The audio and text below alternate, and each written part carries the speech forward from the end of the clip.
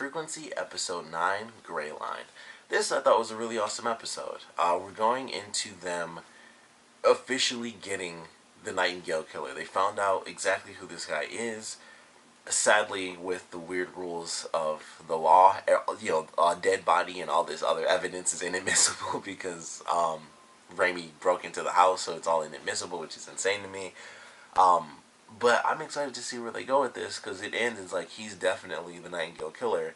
And of course, in the past, it's not one of those situations like they had before where it's like, oh, we can do this.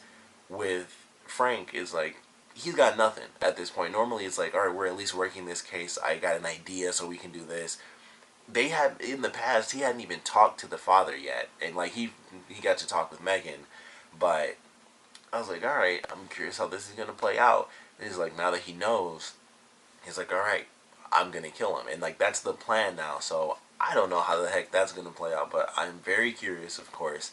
The rest of this episode I thought was entertaining as well because Frank was dealing with his own thing. Like, he was dealing with some drama, and then Raimy was dealing with her own sort of drama. She was dealing with relationship stuff. Frank was sort of dealing with that a little bit as well. And then even Satch, like, we actually get to see him in the past kind of sell out Frank. And I was like, I did not see that coming. And so, of course, Frank is rightfully mad. He's like, what the heck? I thought, like, that's your partner. I know I'm not a cop, but they always say that in TV shows. Like, when your partner is almost like the person that's family to you as far as, being in the service. So, it was kind of crazy. It's like, you're trying to ruin your career and I can't be on that ship with you. And it's just like, dang, he sold him out and everything just so Stan wouldn't get busted. It was just pretty crazy. Like, if he caught him, then, I mean, sure, there probably would have been some issues where he'd still have to fight, but he just sold him out to dry. Like, I mean, dang, he just left him hanging.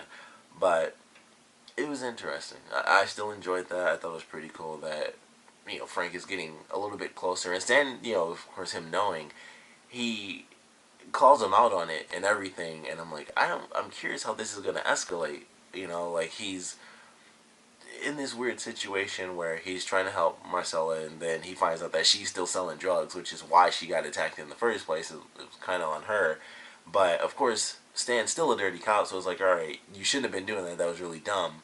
But at the same time, I still want to catch Stan because he did try to have me killed. So it's like, he wasn't kind of dealing with it at the moment, but it was still enough of a motivation because he knew he was set up to die anyway. So it was like, alright, I got my reasons for jumping back into this kind of at random. So I don't know how this is going to play out. I don't know how much time this show even has. I mentioned before, at least at this point I haven't checked. As far as I know, the series still hasn't had like a back order for the season, so it hasn't been ordered for a full season. So that's the big thing I'm curious about, is if the creators of the show know that already, if they have enough time to make an official ending to the series, and it's just a nice, one season sort of setup. But there's a lot of stuff there. I mean, we got the Stan thing and Frank trying to figure that stuff out. By the end of the episode, we have both the relationship things kind of working out. So Frank ends up, I swear I can never remember Raimy's mom's name, like, ever. I want to say it's Julie, but I don't think that's it at all. But they end up rekindling their relationship, and at the same time, in the present, Raimy ends up with her. I can never remember that guy's name either. But she ends up with him again, and, they go through this whole thing where they're having dinner and stuff, and somehow I can remember Claire, although I have a thing with the name Claire, so I remember that. But she calls him, and he's like, oh, it's my, he says girlfriend, but of course when Raimy walks out, she sees that he asked her to marry him. So, crazy little cycle there where he's like, it's my girlfriend, and she's like, it's actually her fiance and stuff, and I thought you would have at least told her and everything. And then he says, you just have to bear with me until I break it off. And I was like, okay, I didn't see that one coming. So, not entirely sure where that's going to lead, because I don't think it'll be as simple as it's supposed to be. Like, yeah, I know I asked you to marry me and stuff, and it felt right at the time, but nope, gotta toss you off to the side there. So, I'm very curious where that's actually headed. Like, it's one of the few shows where I care about the relationship thing just because it's so weird. And of course she's gonna break it off with the other guy, but let's say Gordy, if that's her I'm just forgetting everybody's name in this show, but her childhood friend, he's still really funny. He was like, so you like the guy, and he mentioned like, I saw him sneaking out, and then he's like, hey, can I date the other guy? And he's like, purely sexual. So he's really funny every time he shows up. Like he's like, I think they use him really well. Like he doesn't show up too often, and he's serious when he needs to be, but he's really funny, and I feel like they do it in a really good, simple sort of way. Like he's not in a ton of scenes. And if he is, they're funny. But I just like the way they utilize that character because he doesn't have a huge role, but just every once in a while he's funny. He's the trusted friend who still lives across the street. So I just like that. I just think that's a cool way to use that character. I think they do it really well. But I'm surprisingly interested in the relationship stuff with Raimy. And with Frank, I'm interested as well. I figured that one I'm not as interested in because it's like I kind of figured that at some point they would end up getting back together, or he'd stop the Nightingale killer, and then everything would kind of calm down because that's been the whole thing where that's what's been making him go crazy so much is the Nightingale killer stuff.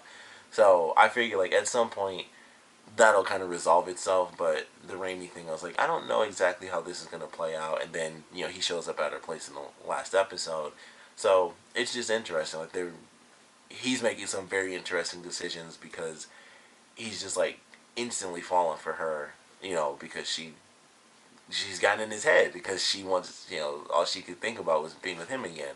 So it's actually a weird thing, and it's like, man, it's weird because she's kind of like breaking up a relationship that was really serious, but it's like this weird timeline stuff, and it's like that's what makes it entertaining because we know how the relationship was from the first episode and why she has this insane drive to be with him. And of course, she didn't know even until the last episode that he was really with someone.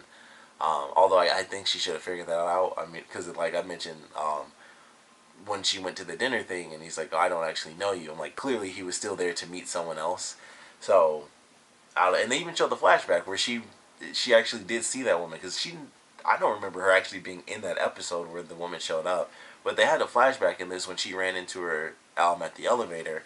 They show her sitting at the table with his parents and stuff, and I'm like, that didn't happen in the episode, but I guess they filmed it for use later. So I'm like, she should have known for sure that he had a girlfriend, and I guess she did because she did mention like, I would have thought you would at least have told her or something. So she knew, she still remembered and everything. And it was just like, well, if he came here, then he, I guess, how she knows him, he definitely wouldn't have done this without doing this. So it just made it interesting. It, like, oddly, it made it entertaining to me. So I actually enjoyed it. But I think what they're doing with the Nightingale Killer stuff is really good. And the girl, Megan, her story is, like, depressing. Like, she gets beat up, by her stepfather, and he beats up her mom and her brother, and then her mother stops coming to visit her, so she assumes that she's dead. Her brother comes to say, yeah, he killed mom, but don't worry, I'll take care of him. And then he stops visiting, and it's like, that's effing depressing, man. Like, he murdered her entire family. And we see it, in the present with Raimy, where she's just seen as, like, just the crazy young girl, which also, I didn't realize this in the last episode, but I thought that the woman who played Megan in the present and the dude who was the deacon, I thought they were, like, the same age, but maybe it's just because they had, like, the crazy hair thing going on. I just assumed they were the same age, and that he was just looking after her, and then it's like, oh, that's her dad. I was like, they don't look that far apart in age to me, but, like, I kind of noticed it in this episode after they said it. I was like, okay, yeah, he has, like, the gray hair and stuff with the beard. He just looked, super young. They probably are around the same age because it's TV. But I was like, she looks like almost the same age as him. Like, she's only like 10 years, like, if 10 years younger than him. And I just thought that was interesting. But like, her story, I thought, like, I actually really enjoyed it. It was depressing, but I was like, this is actually like a really deep and interesting story that they're going through, where it's like she's just assumed to be crazy and stuff. And it's like, when they have the scene with Frank where he talks to her in the record shop, she's like, yeah, my brother and mom used to visit, and then she stopped visiting, and he told me what happened, and then poof, he stops visiting, and I'm pretty sure that my stepdad killed them both. And it's like, that is an insane story. Like, that's not just like a whatever type of thing. That's insane. That has to, like, no wonder, like, that would drive you crazy. Even if you weren't already crazy, that's the type of thing that would drive you crazy. Like, it was just an interesting story to see. And then, of course, the reveal at the end that he is truly the Nightingale Killer. And, he takes off, so the whole plan is to try to find him, and Frank now has to do it in the past as well. So I don't know how it'll play out, but I am actually really excited for what they're headed into. Like I said, I don't know how much time we truly have with the series and how they're going to be doing everything. Honestly, I can't even remember if this was the mid-season finale or not because of the promo, but I believe it was, and the show doesn't come back until next year. And I feel like I'm right about that because I think it shocked me at the end when they were like, "Oh, on this date or something." I was like, "Oh, that was the mid-season finale," because they didn't say it was the mid-season finale. Unless I'm wrong, I just really can't remember what the promo said. But I know that the whole point is Frank going after him. So either way, whether it's next week or next year, I am super excited for it. And I think this is a really good episode. Whether mid-season finale or not, I think this is an adequate mid-season finale, like leading into things. But good episode either way, but definitely want to know what you guys thought about it, so please comment below, let me know your favorite parts, your least favorite parts, and of course we finally have the official Nightingale killer. There is no more evidence required. It's Frank making the decision to kill this man in the past and stop everything, and I want to know how you guys think it'll play out. Like, will it actually happen?